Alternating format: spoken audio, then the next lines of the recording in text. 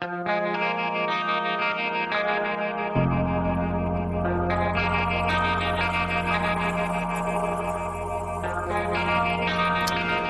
my birthday this year, yeah.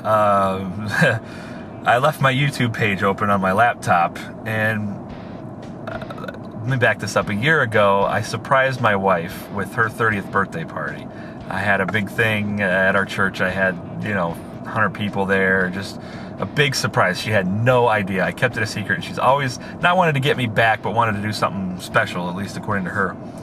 So, I left my YouTube page open a couple months ago, and she hopped into private messaging and sent the Atheist Antidote a message saying, "Hey, I see you've been in Columbus a lot with your recording and stuff."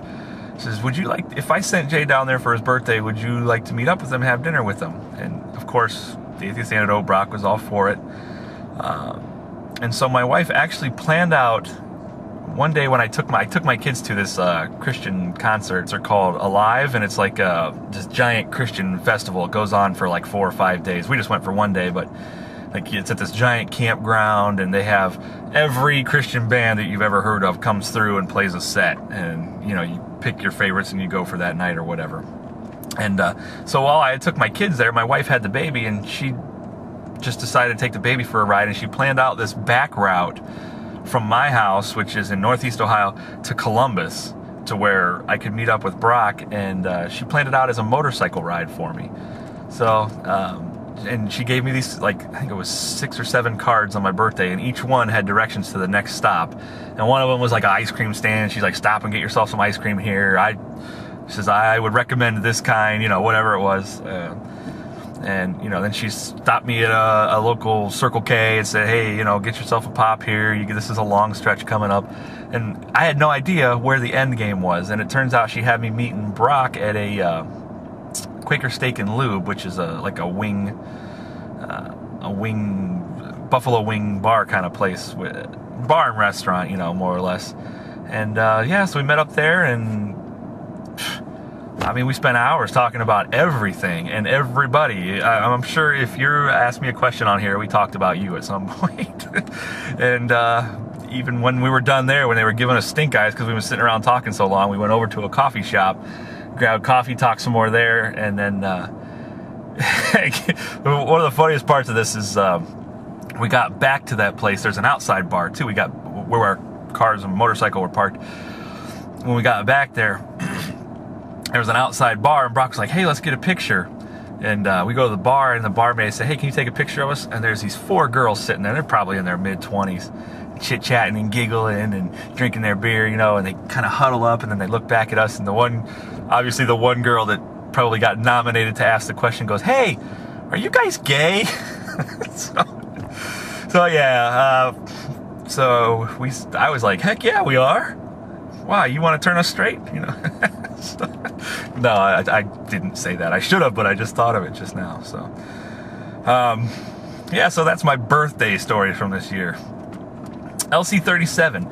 Humans have believed in many gods. Gods created out of superstition and fear, even feelings of euphoria. Intense feelings can produce endorphins, natural opioid substances, which can bring feelings of well-being and comfort during times of intense stress and can interfere with our ability to be rational. Considering your accounts in previous videos of experiencing God when you were under intense stress, how can you be sure the God you believe in is any less imagined than other gods? Because I have been under intense stress before that and since then, and I have had actually even more stress. I've been more stressed than I was at that time, and I've been more worried, and I've been more afraid, and I've been more in fear, and I never had that feeling like I did when I had prayed to God. And the effects ever since, the life change, everything that's happened to me since continues to prove that it was right. I have doubted because I've felt like I've had to doubt, not because I've wanted to doubt, but it was just the feelings in me that, yeah, I should be skeptical, I should doubt this. So and it's just every time something comes through, something that I didn't expect, God never ceases to surprise or amaze me. So, and I know you're going to think that's a cop-out or whatever, and you're welcome to that, but until you've had this, it's like dying. Until you die, you don't know what it's like to die. Until you've had this feeling, you don't know what it's like to have this feeling. Okay, Loving Doubt says, do you have a favorite hobby? I have a new hobby. I'm getting into, I watch those like Ace of Cakes and Cake Boss and stuff on the learning channels, and I have been starting to make some cakes in the last year and a half, and I have made some pretty kick butt ones. In fact, my favorite so far, if I can find a picture, I'll put it up right here. I'll put it over me right now. I made this cake for my wife's friend's mother blessing, which is like a baby shower when you've already had kids. It's just like the moms, your best friends get together and you have a little cake, and it's almost like a baby shower, but not. It's more of like well wishes and good vibes and just you know, moms getting together with her closest friends and family and just being together and you know, giving her good vibes for a successful birth. And I made this cake for them that was boobs and a belly, and it was, I baked cakes inside of like cereal bowls, like glass cereal bowls, and for boobs, and then I took a giant mixing glass bowl and baked a cake in there so it had like a nice curve to it, and then I put that on top of a couple flat cakes so that it gave like a belly. And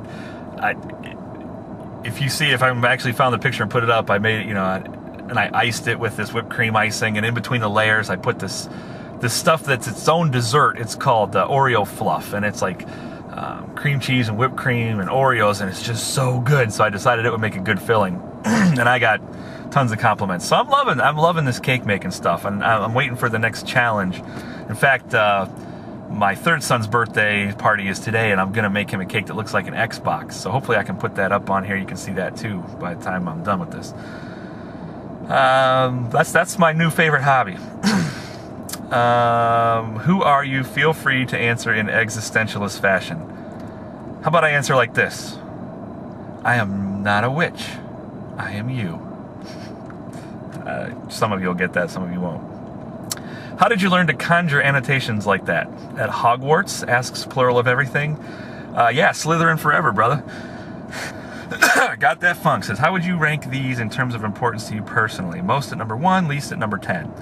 Your job, your household, your faith, your friends, your political views, your health, your liberty, people being honest, self-sufficiency, and recreation. Don't give me any. You can put one above the other. You can put any one above the other, Malarkey. Either do it. Okay. I guess when you say, if you say your household, I'm assuming you mean your family, because my family means more to me than anything. My faith comes in second. My God comes in first before my family, but my faith, which I interpret as everything about my God, my church, all that comes in second to my family if you put it all together. My friends come in number 3, obviously, right behind my family. My job would be probably right after that, because without my job, it's kind of hard to keep my family together and keep my faith and yada yada. So yeah, I would definitely put I know it sounds cheesy that there's always other jobs, but I've worked hard to get where I am at my job. So I definitely think that's number 4, I believe. Number 5 would probably be people being honest. I really can't stand a liar, and I can't stand people lying to cover up lies. It's like, just tell the truth. People would rather hear you honestly be wrong, or you honestly, you know, say what you did, than to lie about it. So yeah, that's right after all that.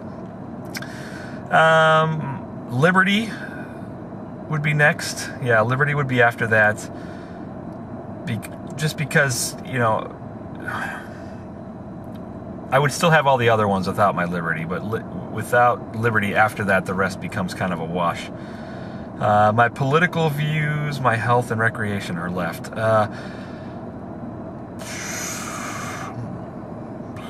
Recreation would be last, I think. I can still enjoy everything else and not have time for recreation. So, I mean, I like what I do. I play baseball, I play football, in, you know, old man leagues, but I still play. So, I put that last. My political views, not so much my views, but my political activism. I've been kind of active in a local guy's run for Attorney General of the state that I'm in, and he's a really good guy. So I definitely put my my political activism, if you would count that in views, above my health and my recreation. So my health would come next. I do believe it's important to be like completely healthy, spiritually, mentally, and physically. I notice a lot of YouTubers, Christians, atheists alike, all think that one of those is more important. Unfortunately, and I know you guys are probably going to hate me for this, a lot, not all, a lot of YouTube atheists think that mental health is all that matters, and a lot of Christians think that spiritual health is all that matters. And then there's a lot of just jocks that think that physical health is all that matters. But really, all three of those are practically equally important to a healthy life and a healthy lifestyle. So if you're missing out on some of those, I would definitely, make a change for the better in your life. Actually, I just grabbed not too long ago this. It was on sale. It was like in the clearance aisle at Target. It was a Billy Blank's something boot camp. It's like body sculpting boot camp or something like that. It's got these rubber these bands that you attach to your feet and your hands, and it has you doing all these workouts, and it's like a kick butt workout, man. And I've lost quite a bit of weight lately. I had a kind of sedentary summer, sitting on my butt watching football and baseball and stuff with my kids, and it's helped bust my butt back into shape quite a bit. LatumWay asks, favorite Pokemon. Never watched it, never cared. Never got into I think it's a card trading game, never got into that. I know it was on TV for a while, I know the name Pikachu because I've heard it, but beyond that, I couldn't tell you a darn thing about Pokemon. Which YouTube atheist would you most like to see leave? And which YouTube theist would you most like to see leave? I'm a huge free speech guy. I mean, I think I've blocked 2 people from my channel, but mostly because of how they treated me, but not because I had anything to do with their speech. Freely, it was their threats to me and my family. So I'm glad you're all here. Really, I honestly am. No, even the guy, I mean, people know my history with David John Wellman. We've had our issues back and forth, but there's no way in any of that time that I ever would wished him to go away from YouTube or anything bad to happen to him. I like the guy now. I'm glad I never did think that. Favorite Blink-182 song? You know what, Latum? I'm going to do something special for you. I can't believe I'm thinking of this, but I'm going to do it. So hopefully by the time this is up, this link right here will work. And that's for LatumWay.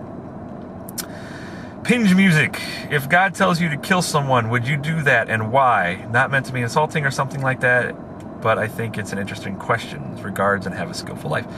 If God asked me to kill someone, would I kill them? No, because I could ask for forgiveness from Jesus Christ if I sincerely was sorry for disobeying God and retain my salvation. So yeah, it sounds easy and it sounds like a cop-out. I would struggle with it, don't get me wrong. If God asked me to do something, it would definitely be hard to tell him no. But I would ask for Christ for forgiveness for disobeying God, and supposedly that's supposed to be enough. Is Obama the Antichrist? No, the Antichrist will be much more popular. Will the Denver Broncos win the Super Bowl? Not this year. That was from InsanityBot12, sorry. Yeah, Obama's not the Antichrist. I don't like him, but that doesn't make him the Antichrist. Dew in the Morning, who always challenges me, says, hi, on your channel page, you say that you believe that everyone has an internal awareness about the existence of God, only some just deny him. I can assure you I have absolutely no awareness of the existence of God. I explain this with the fact that the society and the family I grew up in was not religious. So I ask you, how do you square your belief with my statement? Why am I different than everyone? Simple, you're lying. No, I'm kidding. I wouldn't call you a liar. I'm kidding.